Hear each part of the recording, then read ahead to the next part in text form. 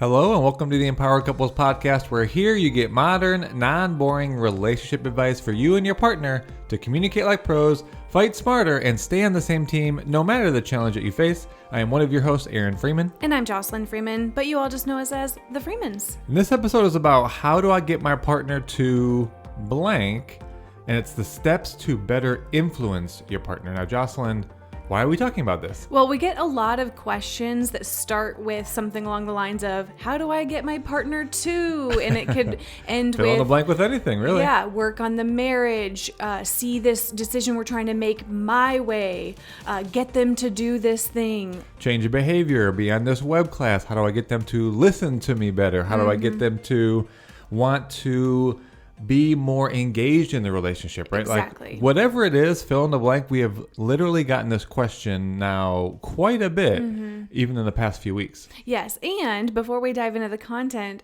this is our first live episode back from maternity leave. What you were listening to the last 4 weeks, we obviously recorded before baby Sky came into the world. And so just celebrating that we're back, and we really hope you've enjoyed the previous episodes. And we'll do an episode, updating you on our parenting journey so far, but we really want to make this episode about you all and really influencing your partner in a constructive way as opposed to it being a power struggle. Well, I think we just glossed over the fact that I don't think we ever said her name on a podcast. Oh, yes. So we'd always said Baby Freeman. So if this is the first time interacting with us, meaning if you're not on social media, let's say her name is Sky. So it is Sky Noel Freeman. So I just wanted to acknowledge this might be the first time we're saying it on the podcast. Exactly. And we've loved all of your guys' support for those of you who do follow us on Instagram in our journey so far. So I want to actually just jump in here really quick, because just think about this. There's probably some place in your relationship right now with your partner that you have this same thing. How do I get my partner to blank? And you're really, desiring or wanting a certain change, a change in action, a change in their behavior.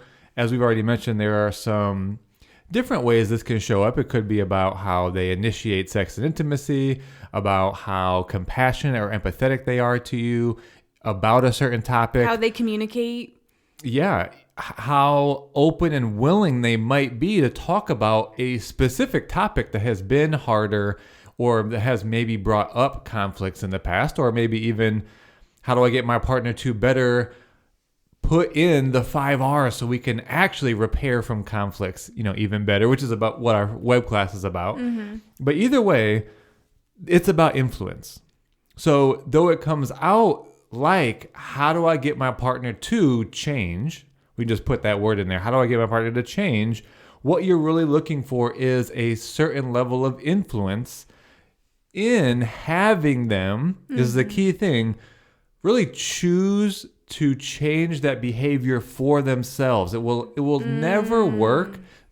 Real change will never happen for an individual if they're feeling like they're being forced to change, or it's an ultimatum, or that something in them needs to change because you're asking for it, right? Influence, no matter what you're talking about, no matter the platform, no matter the industry, it always comes from that internal desire to choose to change for yourself. And that's how lasting change happens. I really love that you say that, because even looking back on my past tactics, we'll use tactics, right? That's true. It's a good term to use. Yeah. When, this is before we really learned about this together, and my past relationships, it was very much, I want you to do this for me.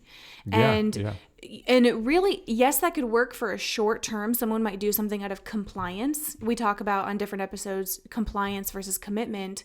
And yes, your partner might do something for you for a short term, but it won't last, like you said, because they didn't make that internal decision. And true influence is that something in their mind shifted and they made the choice to do it or continue it. Yeah, I really love that you brought that up.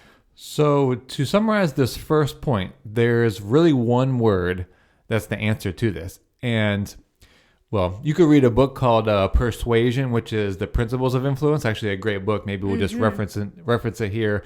Robert Cialdini. a great book overall on just how to be influence more, anyone. Exactly.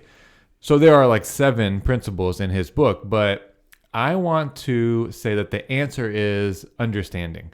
Influence comes with understanding, which is really where this takes us. Is you have to first understand their perspective around whatever it is that you're wanting them to quote unquote change, whatever the subject is, tone of voice, actions, behaviors. We already talked about some options, but you have to understand their perspective on why they do this thing this way right now. Or why they see first it thing that way. is to really get in for me, why is Jocelyn doing this? What is it that driving this behavior that I'm ultimately like wanting a change in? It's so true. And influence might be a different word that you haven't thought of when it comes to your partner. But I just want to frame up, right? Your relationship, for it to be full of joy, connection, fulfillment with each other, it is about influencing each other in a positive way that isn't from control or, like you said, ultimatum. But you two are always influencing each other. And I want you to ask yourself right now as the listener, the way I try to influence my partner, is it in a way that is focused on understanding them? Or is my current tactic to influence them, but I'm actually just trying to enforce my perspective on them? And I love that you bring that up about understanding. Think about anything in your life, a coworker, it could be your kids. How have you ever really influenced someone to choose change within themselves if you didn't first understand their perspective? You probably haven't, right? Like everything requires that. And same thing for you. Has anyone ever changed your mind if they didn't understand you a little bit before? It might be rare. There might be 1 or 2 times where someone says this magical thing and then you're like, oh my gosh, my perspective completely changed. Or it might be because you held them at a certain regard. It might be like an influencer or someone that you have a high respect for in your life. Could be like a teacher that you had at one point, or now someone that runs a business or a company that you look up to, maybe an author. And just because they said it, you would do it, right? But there's already a certain level of trust and respect that they know the action steps, so you just kind of do it, right? Yeah. That's off on a tangent, but I wanted to really come back to, okay, so if I'm listening to this, all right, if influence is about understanding, what are my action steps here? And it's to start with questions, not just come out the gate and try to tell your partner what they need to start changing. Yeah, so it's not just talking at them, right? And being like, come on, you can do this. I don't think, Aaron, I've ever influenced you by coming at you with... The opposite, actually. Well, quick side note, and I know where this comes from. So in high school, I had the group of friends that I had. For some reason, and maybe it's just innate in males potentially, we had this sort of joke that no one would be able to tell us what to do. So if I wanted to get my friend to do something, I would tell him the opposite. Like, oh, well, you won't do this. You won't do that. And then all of us were like, oh, really? Watch me. So if you wanted him to do something, tell him the opposite. And so that was kind of a game that we played. But I think that held true for me. So even in our relationship, if you come out the gate with do this, there's something in me, even if it's beneficial, I literally just want to do the opposite. Just being honest. Yes. And that's why it's never worked for me to come and tell you what to do. So what I have learned and we have learned, and we're inviting you into, is start to ask them questions and better questions. So it's not just going to them and going, why won't you blank, right? Or come on, you can't just... Notice how both of those questions really sound a little bit like accusations. So you think, oh, I'm asking them a question, but do they feel accused in your question? Do they feel as though you're pointing out something wrong in what they're doing or not doing? So your questions truly have to be coming from the place of curiosity.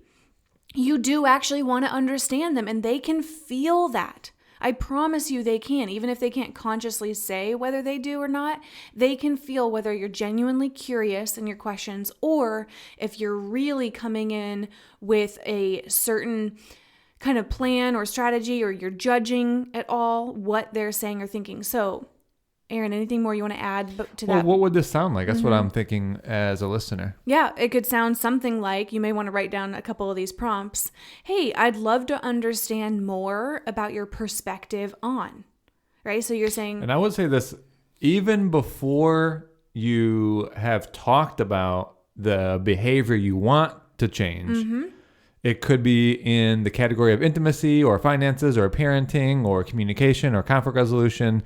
Before you go to them with it, Yes. put that aside, that you need them to change something, and ask this question to get more of their perspective on this. Yeah. Way ahead of time, before telling them. Yeah, and we've done that with each other. I can even think about like financial decisions. It's, hey, first tell me a little bit more about how you feel about, cryptocurrency.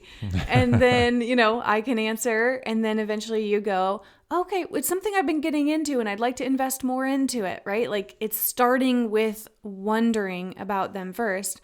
Another way it could sound is, hey, tell me more about how this blank has been for you. So this is a good question for if you're trying to have them adjust something. So let's say it could be around work, or it could be around parenting. It's like, hey, tell me more about how work has been for you lately. And then they can answer, and by you understanding more about how work has been for them, then you can talk to them about how you need more help around the house, right? Or that you're wanting them to change the time they come home. I'm just giving like these examples. So it's like, tell me more about how your health has been for you, or tell me more about how parenting has been for you, instead of just going to them with, come on, can't you help me more? And you don't even know how that experience has currently been for them. Oh yeah, good point. And then another way this could sound, just giving you 3 prompts here, is in the area of blank, what has your experience been? So again, you could put sex and intimacy there. You could put finances. You could put parenting. Anything in the area of parenting, what's your experience been? And by truly coming to them with that curiosity, it may give them an opportunity to reflect and realize their perception that maybe they hadn't even given themselves the chance to do. Yeah, and you might find that they have some unfulfillment or lack of fulfillment in that area, and they have been wanting something to change. Now, you might think, well, if we've wanted the same thing from the outset, why do I have to go about asking these questions? It's the same as Jocelyn said before. If you come out and try to tell, especially a male, I can only share from that perspective anyway, that there's going to be some resistance because, when you get down to it, they're going to feel that they're not doing a good job, or they're disappointing you, or they just aren't keeping up to the standard or the expectation. Maybe they don't feel like they're as good of a partner. So if you ask questions and find out there is some lack of fulfillment there, all of a sudden you're like, wow, we're just going to be on the same page here. And your partner is going to want to get into a conversation with you about what steps to take, what changes you actually can make. And now notice how instead of you bringing it to the table, as then they're doing it for you, they're sharing with you. And so it's almost like they're driving the conversation. It's not manipulation. It's just, again, allowing someone else to intrinsically drive that motivation for the change in action. Yeah. And that's always going to be more effective, and it's trying to come from some external force. Yes. Being you, the person that's listening, And it may be more than one conversation. So there have been bigger changes or decisions that Aaron and I have wanted to, quote unquote, influence, with each other. We don't always see exactly the same. Like moving from Arizona or having a baby.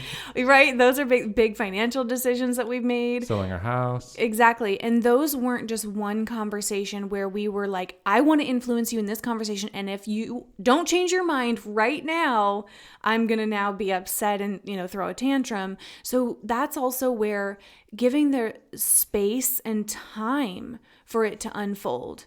And so you may ask your partner some questions in one conversation, and maybe they don't even have all the answers. It might even be a blind spot for them.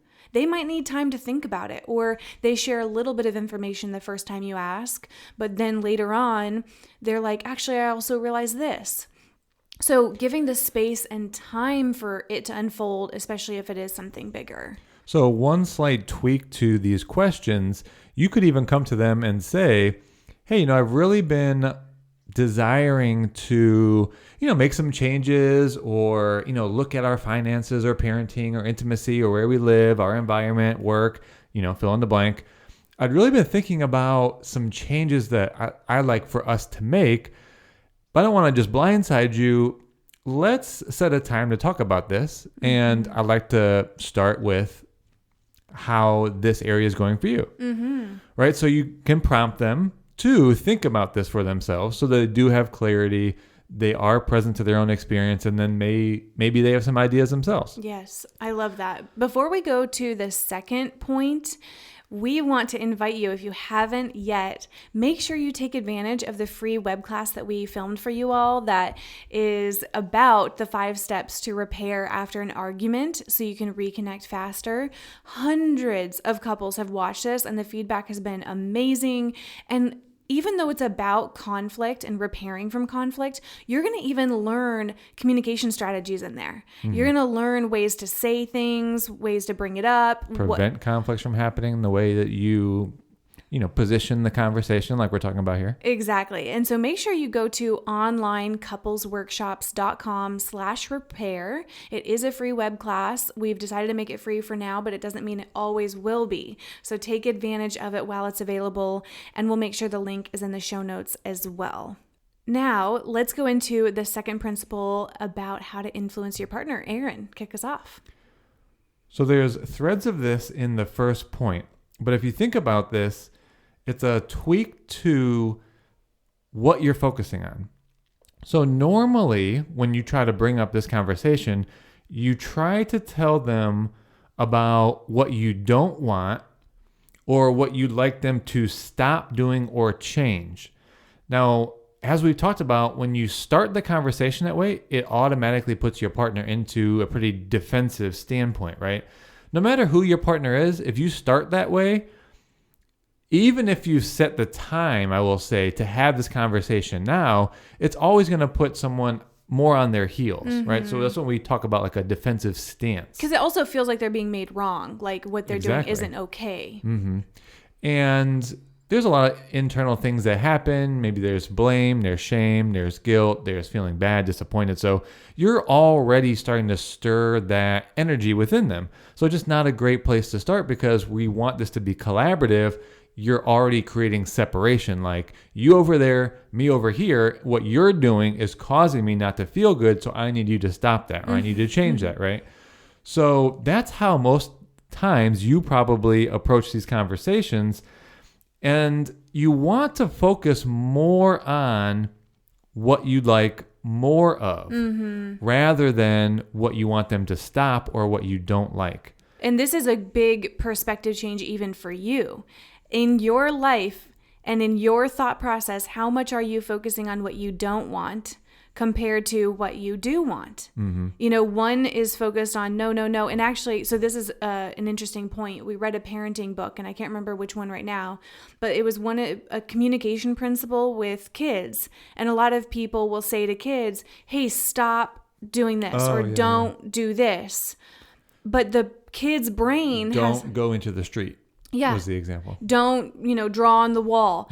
And the kid's brain, and I don't know what age this is necessarily going to end, but the kid's brain has to process 2 things. One, don't. So they have to go, okay, their brain is processing don't do this, and also the thing that you're saying not to do. So it's really 2 things they're trying to process. That's a lot. Now, yes, that's about kids, but if you think about for anyone, it is like you're kind of pointing out I don't want you to do this, and here's the thing. So what if you did switch it to here's what I do want in life? And this is a really powerful mindset change you can make as an individual, even outside your partnership. Do you focus on, I don't want to, work to be so stressful? Or can you focus on, hey, I want to feel more peace and fulfillment in work? Well, you even jump kind of to the end. So let me break this apart a little bit, because with you sharing what you want them to stop or to change, notice you're also talking to them at the level of the activity or the action. So why is that important? Well, because collaboration and influence is more effective when you talk at the level of what we might call value or the principle. So exactly what you're saying, right? With the example of work. If you're saying, I need you to change your job because I need you to be home at a certain time or whatever it is, right? You're talking about, first of all, what you don't want them to do or what you want them to change, and it's the activity. But if you were to start with, what is it that we value? Quality time together, freedom in our life, connection with each other, adventure. Think about what's the experience that you want in the relationship together. Freedom, ease, peace, connection, joy, celebration. Who doesn't want to be a part of that? I'm not interested in any of those happy things. Yeah. So when you get clear together, or even for yourself first, what it is that you value, or what the principle is that you're even striving for yourself, because you don't actually want them to stop spending money or change their behavior about how they work or their attitude or how they speak to you, not at the level of activity. Why? Because you're wanting to experience something different. So start with that. I would like to feel more respected if it's about conversation. I like to feel more security or abundance if it's about finances. I like to feel more freedom if it's about the job. So to start there. Hey, partner, I want to talk about our jobs. I would love to feel and experience more freedom together. Great. Your partner wants that too. And how do we get there, so, right? It can be about so that. Get outside of the activity, because when it's about the activity, it's so limited. Stop doing this. It's just one thing. But when we say we want to strive for more freedom, now what have you done? You've created the value, a higher level perspective. It's a we. You both want that. And what does it open up? It opens up the possibility that you can get creative together. Almost endless possibilities, lots of different solutions rather than the one thing you need them to stop. Yeah, and this is, in full transparency, something we were working through this morning. We're in the early stages of parenting, and there's moments of a lot of overwhelm. It's a big, big change, and of course, lots of beauty. But this morning, we had a really great heart-to-heart about what each of us want more of. And you're really good at kind of redirecting me if I start to go down a path of like, I don't want this, I don't want this. You'll go, which okay. Sometimes I want to say doesn't always work. Right, the redirecting. You need to, I need to listen long enough that you get to express whatever it is. And today I try to do a great job of, I didn't say a lot. Yeah. I'll let you keep on talking, saying what else is there for you. So sometimes, by the way, just say less. Yes. And let your partner keep going till they empty out the experience. And I think that one thing I did differently this time, I'm not always perfect at this, but I did focus on what I want more of, right? I was like, I would love more affection. I would love to feel more connected. And so if I had come at you with, hey, I'd love it if you'd stop doing this and don't do this, and I'm frustrated because you do this, again, it's just going to create defensiveness, as you mentioned.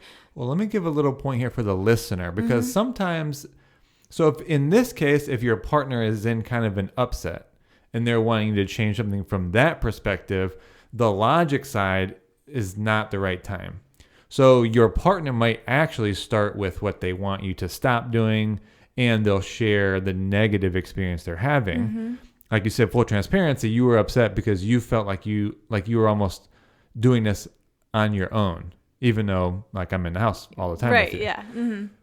But as a listener, I gave you the space to get through that, even though there were times, literally, I want to interject, yes, I hear you, and you're forgetting about the walks that we do or the dinner that we go on or the mornings that we had, right? Like I literally wanted to say that, but I knew that was not going to serve us. And as a listener, I just let it go. I didn't try to invalidate. I didn't try to provide the evidence from my perspective that shouldn't be your experience. And then eventually, by giving that space, then where'd you end up? I ended up with, okay, here's what I do want. And then we got more creative and connected in that way. And yeah, it's really a powerful shift, and it doesn't take a lot of time for you to shift your language. So the next time you approach your partner, what we want to invite you into is, okay, number one, I'm going to focus on asking them questions.